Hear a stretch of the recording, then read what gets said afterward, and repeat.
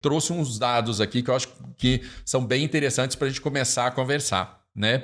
Então, algumas projeções feitas pela Fundação Getúlio Vargas indicam que 57% da força ativa no Brasil terá mais de 45 anos em 2040. Então, não é só a população geral, não é só o consumidor, mas o mercado de trabalho também vai ter que entender esse passar dos anos aí, né?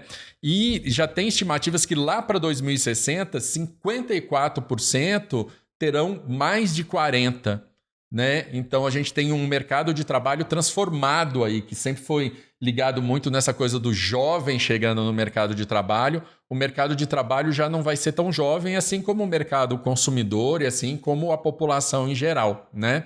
E aí, Gi, como você, como especialista aí e apaixonada, né, por esse assunto, como é que você vê isso? Que outros dados você também tem para colocar para ajudar a turma a entender o tamanho do que vem por aí?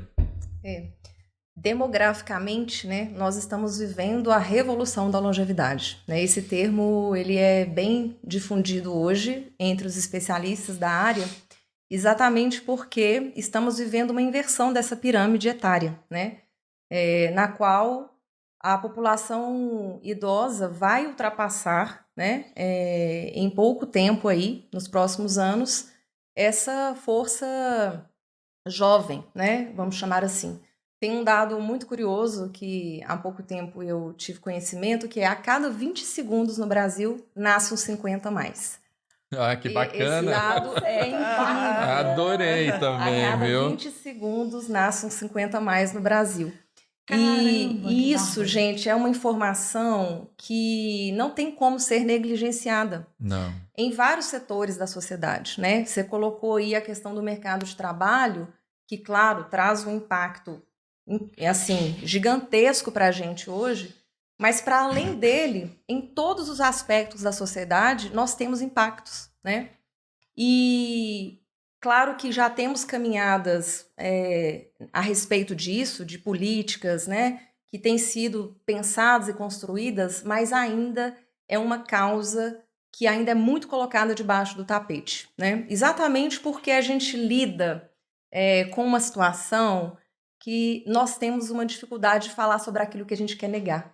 Envelhecimento é algo que as pessoas não querem, elas não aceitam. Não aceitam. Então, não é fácil trazer para a pauta social, política, econômica, algo que a sociedade não lida bem. Então, o etarismo... Nós humanos não lidamos, né? São poucas as culturas no mundo que lidam com essa questão do envelhecimento de uma maneira muito natural, Exato. Que é para onde todos estamos caminhando, né? E aí, Gi, desculpa te interromper, mas eu acho que a gente, né, tem essa... Você também entende muito a questão dos paradigmas, né, que são enfrentados nessa área. Eu queria colocar mais um dado para te devolver. Acabei de fazer essa pesquisa aqui no Google. Vamos lá, ó. Gente, sempre fatos e dados, hein? Segundo pesquisa do MIT, entre as novas empresas de tecnologia que mais crescem, dado de 2022, ano passado, a idade média de seus fundadores era de 45 anos, quando eles criaram as empresas. Os jovens empreendedores do Vale do Silício, atenção, jovens de 45 anos, costumam se destacar quando o assunto é case de sucesso. Né? Então, eu acho que queria, Gi, que você trouxesse esses paradigmas que precisam ser quebrados. Sim. Né? Porque o envelhecimento da população é um paradigma que as pessoas não percebem, né? É um fato, é demográfico, e tem tantos outros paradigmas que a gente precisam ser quebrados, né? Contribuindo aí também, né, que eu também queria, acho que está tudo conectado aí, tem uma questão que é super importante, que é assim, não é só o envelhecimento, né? Não é só o passar do tempo, mas é o passar do tempo de uma outra forma, onde cada vez a gente vai ser produtivo durante mais tempo, onde às vezes a gente vai ter que ter mais de uma profissão ao longo da vida, onde esse dado aqui, né, que eu comecei, também mostra muito essa questão. Tem um envelhecimento da população, das pessoas que estão trabalhando, mas não necessariamente vai ter emprego para todo mundo. E aí, junta com o que a Carla falou, as pessoas vão ter que empreender, né? E aí, como é que é essa questão? A gente também tem que ter uma outra visão sobre esse passar do tempo, porque vai ter que ser um passar do tempo muito produtivo, né? Sim. E só eu pegar mais uma carona aqui para deixar mais um ponto para você responder para gente. Olá, EG. Ai, meu Deus. Não, que é o seguinte, é isso que o Luciano falou, assim, as pessoas estão envelhecendo, elas são produtivas mais tempo da vida, mas não vai ter emprego para todo mundo, porque, falando de Brasil especificamente, existe ainda um preconceito contra os 50 mais. Então, alguns empresários acham que um profissional desse porte ele é caro, então prefere contratar um jovenzinho, falando da nossa área específica de marketing, prefere contratar 2, 3, 4 heads júniors que custam a mesma coisa que um sênior, só que as empresas não estão percebendo que com isso elas estão perdendo capacidade do negócio. Elas estão perdendo capacidade de marca, elas estão perdendo capacidade de faturamento. De visão de negócio. De visão de negócio. Elas estão perdendo muito porque os estratégicos estão sendo colocados de lado e eles estão se achando em algum outro lugar, né? Perfeito. Bom, são várias colocações. É muita coisa, né, Gê? Organiza aí. Se eu fugir, vocês me falam. Bom, acho que um dado bem interessante de trazer para começar, aonde a Carla colocou, no Brasil, em 2006, nós tínhamos 4,4 milhões de trabalhadores 50 mais. Em 2021, esse número pulou para 9,3 milhões. Nossa! Dobrou. 110% de crescimento. Né? De quando para quando, desculpa? De 2006 para 2021. Sim. 110% de crescimento. Então, 15 anos. Em 15 anos. E a projeção é que isso duplique, né, também nos próximos anos. Um ponto, trazendo até uma coerência de tudo que vocês estão trazendo aí, muito importante para entender e refletir, é que, de fato, não teremos emprego formal para todas essas pessoas. Sim. É fato, né?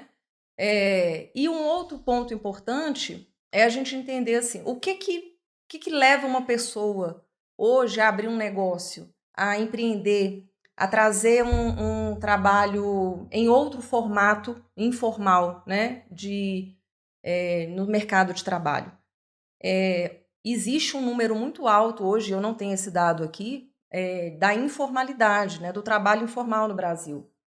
E um ponto muito preocupante é que essas pessoas elas costumam abrir muitas vezes empresas por que eles chamam de empreendedorismo de subsistência, que era aquele empreendedorismo que muitas vezes vem sem gestão, sem uma base, sem né? Pilar, sem né? pilar. Qualquer pilar, não tem pilar financeiro, e às vezes ele não tem pilar de gestão. Exatamente, porque às vezes ele vai, ele ultrapassa a questão da subsistência, é o empreendedorismo de necessidade. Exatamente. Né? Porque às vezes você tem até pessoas que, vamos dizer assim, já tem, até pela idade, pela caminhada, já tiveram uma estrutura, uma base financeira, mas não estão absorvidos ali pelo mercado e vão em busca desse empreender. Só que como não tem gestão, não tem nada, muitas vezes até essa base financeira que ele teve, que ele criou, se perde aí no meio do processo. Né? Exatamente. Então, esse é um primeiro grande desafio que nós temos, né?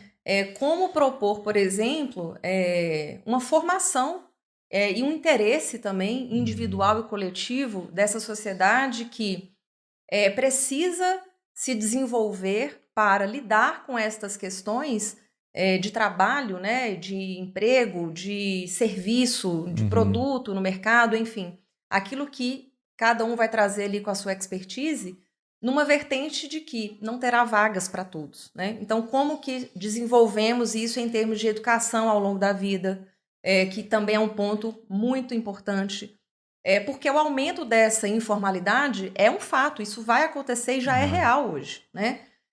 Então, e trazendo esse ponto que a Carlinha colocou, a respeito da importância do empreendedorismo após os 50 anos, né, nós temos aí vários exemplos de grandes empresas que foram criadas por pessoas mais velhas, né? E isso aponta exatamente um ponto que é desconsiderado, que é a valorização da experiência, do conhecimento ao longo da vida, da quilometragem andada, né, que resume isso tudo. Então, trazendo o ponto que a Fabíola colocou, por exemplo, um grande desafio hoje é como é que a gente absorve no mercado de trabalho uma força jovem que sim tem a sua potência. Eu acho que falar de etarismo é também combater o preconceito ao contrário. Sim, eu também sou defensora dos jovens, assim como eu sou defensora dos mais velhos, porque os jovens trazem consigo um potencial criativo, uma força muito grande, uma coragem, um conhecimento atualizado, ousadia, né? E na contrapartida, ou na mesma partida, vem a pessoa mais velha com a sua experiência, com a sua potência também de conhecimento acumulado ao longo da vida, com uma maturidade que a pouca idade geralmente não vem associada, né? E maturidade não tem a ver com idade. Conheço pessoas mais jovens muito maduras. Mas é fato que a caminhada te traz experiências que te trazem aprendizados. Te traz recursos. Né? Existe aí um fato. Então, como que a gente aloca essa intergeracionalidade? Essa palavra é o futuro do trabalho. Como é que a gente aloca essa intergeracionalidade, essa conversa entre ambas as gerações, porque não são duas, são várias, tá? São várias. São várias. Um episódio, isso, eu ia comentar isso. A gente falou sobre gerações e falou sobre esse momento, né? Que nunca antes na história a gente teve tantas gerações convivendo ao mesmo tempo no mercado de trabalho. E então, um desafio, dentro das empresas. É um desafio gigante, porque como que você entende o comportamento, que eu acho que é uma questão importante, o pensamento, a construção de entendimento de mundo do meu filho de 8 anos é totalmente diferente da minha, que tenho quase 40. Então, como é que você vai estruturando um ambiente saudável, com crescimento, com respeito, com troca, com tantas linguagens e com tantas gerações presentes, né? Então, eu acho que combater hoje, lidar com essa questão do etarismo em todas as esferas sociais é o primeiro ponto para a gente abrir uma nova perspectiva de inclusão social das pessoas 50+. Não tem outro lugar. Por isso que eu sou uma ativista dessa causa.